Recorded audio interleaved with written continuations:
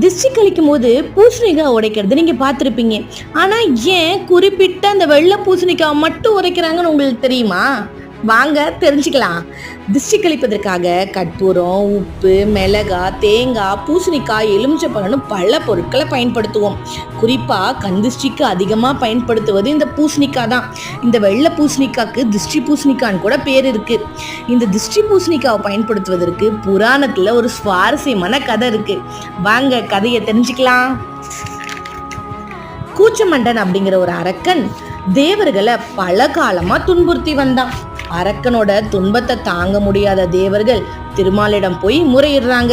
தேவர்களோட கோரிக்கையை ஏற்ற திருமால் அவர்களை காப்பாத்துறதுக்காக கூச்சமண்டனோட போரிட்டு பெருமாள் அவனை தோற்கடிக்கிறாரு.